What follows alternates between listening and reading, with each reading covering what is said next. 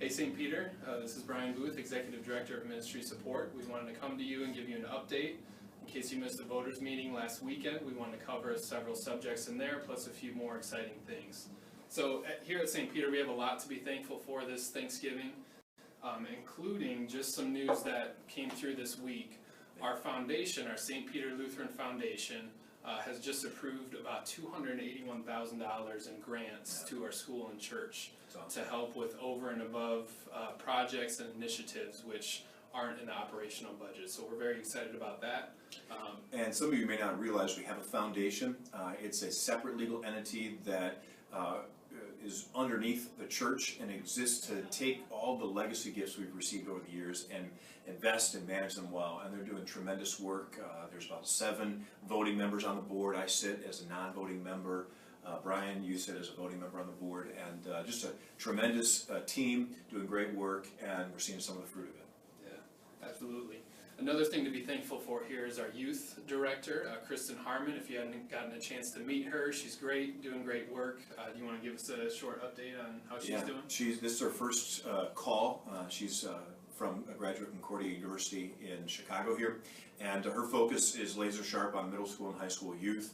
Sunday night, senior high youth is off to a great start, and in January, C4 is the new name of a Sunday morning middle school youth ministry. It'll be starting up in the youth room on Sunday mornings at the end of January. Yeah, awesome. How about the associate pastor position? That's still open. Where are we at with that? Yeah, it's been an interesting process in this past year. It's almost a year to the day when Pastor Rago had his last weekend here. And as we've kind of figured out, okay, what does God have next for us? And one of the things that became clear was the need for someone specifically focused on youth. And we've been blessed to have that position filled. I anticipate kind of taking a break as we go into the Christmas season. It's pretty hectic, and I wouldn't want to bother people who are at other churches during that time. But in the beginning of the new year, starting to think and pray about and look for who would be the right fit to join our pastoral team, specifically focusing in the area of adult discipleship. So life groups, neighborhood, missional living, things like that. We've been talking about joining Jesus on his mission, somebody with a heart for that, and a great preacher. We know St. Peter people love great preaching, so that'll be a high priority too. Okay. So I can give a quick financial and facilities update.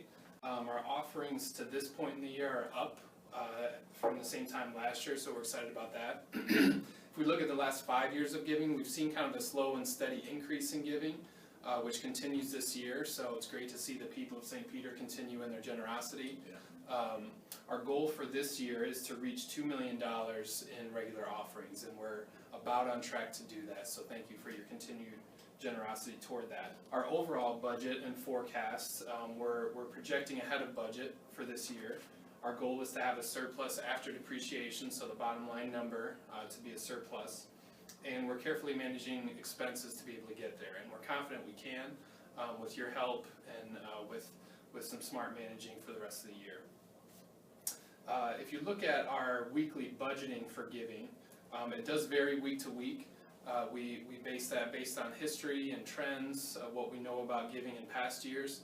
One thing that really helps us with that is online giving. So if you haven't had a chance to sign up for that yet, it's a simple, easy process. We'd be glad to help you through that, and it really helps us know when giving is coming in and how to best budget for that. And one of the great reasons for that, if I can just add on, is sometimes you get sick or you're traveling or whatever reason you're not able to be here for a weekend.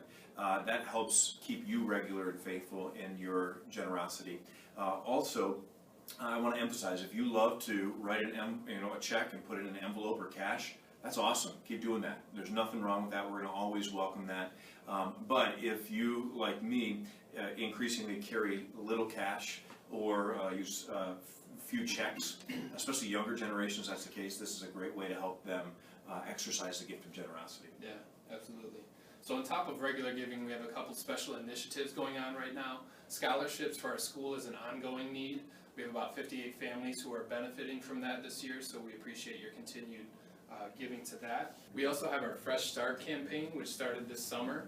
It was launched by our boards, and this was an initiative to try to make our financial foundation really strong as we went into a new year of ministry. We'd love to see the number grow that's come in from that. So far it's 65,000, And if you'd like to contribute to that in your year-end giving, you can go online to fulllifeinchrist.org/give-now and choose Fresh Start 2016 as a giving option, or you can write a check with Fresh Start in the memo line. On that point, one of the things I've been very excited about was to see our staff and several key faithful supporting families who got involved early on eagerly jump at this opportunity to give above and beyond to help kind of give us this fresh start coming off last fiscal year and into this new one. And so every board member, both the foundation and the governing board, and most of our lead staff and staff in general have made contributions already. Others are planning to, and I'm just very encouraged by that. Another thing we have going on is the mortgage initiative. This is something that as Generation Next wound down, we were looking for an additional source to continue to pay down our mortgage. So our goal for that is to raise $108,000 this year. So far, we've raised about $19,000 through over and above gifts. And again, you can go to our website if you'd like to contribute to that. This is something that really helps our Life Center and our new building continue strong. We see that just used in a number of ways that have been a huge blessing to us. We've also recently undergone a financial review.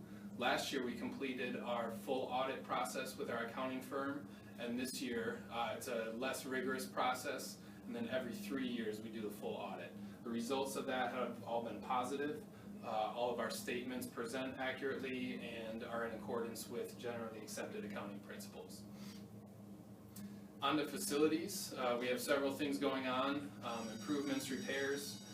You may have been down to the chapel, which has undergone a facelift. We've got new carpet, lighting, seating in there. It's just a really kind of fresh, welcome space for several groups to use. We're doing the same with our boardroom, just giving it an updated look with lighting, carpet, refinishing the table, new chairs.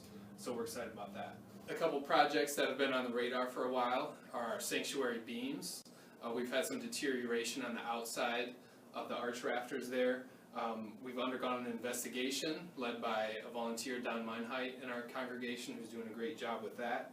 There's ongoing testing and analysis happening now, but the initial findings show that there is additional support at the masonry wall, so it's not necessarily as urgent as we first feared, and it is going to hold the support until we're able to figure out the best way to repair that. Another major project on the horizon is the west parking lot that needs a full renovation, including landscaping, and staying to village code on that.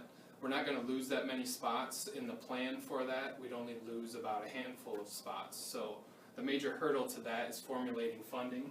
So I'm working with Micah and the board to formulate a plan to do that. Our goal would be to complete that in the next 24 months. We also have some boilers in the building which are about 60 years old.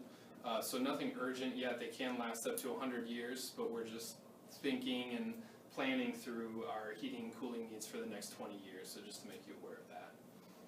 So that's the facilities update. At the voters meeting, Micah, you gave kind of a vision presentation, a little overview of where you see church headed and how St. Peter fits into that. Can you tell us more?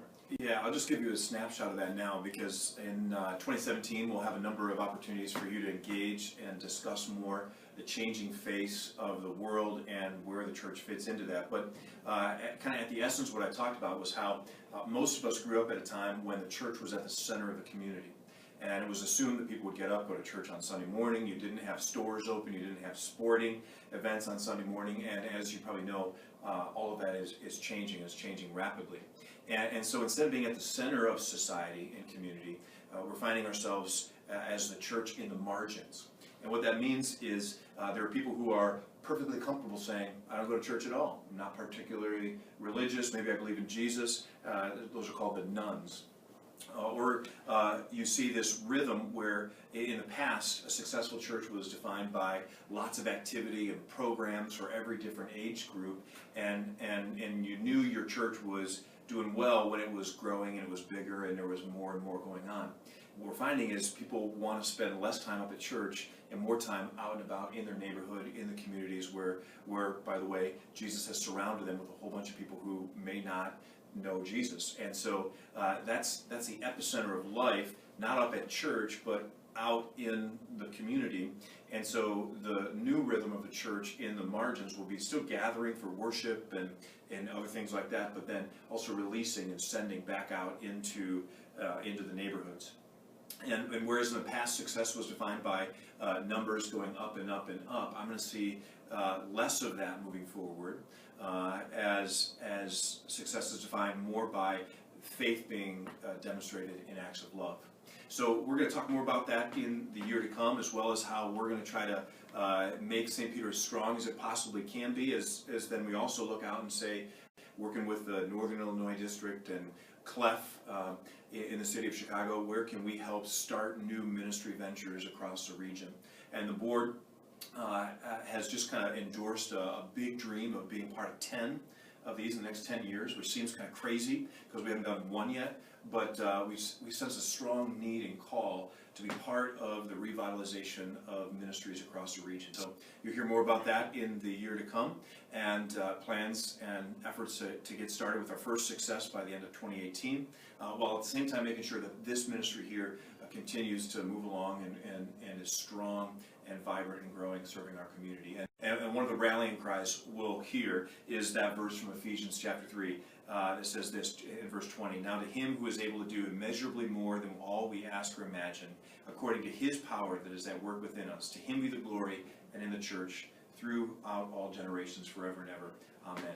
And that phrase there, he can do immeasurably more. That'll be our rallying cry as we move forward. So thanks for watching this video and taking the time to check up on what's going on here. Thanks, Brian, for your work, and Allie behind the iPad. We look forward to seeing you all again in worship soon.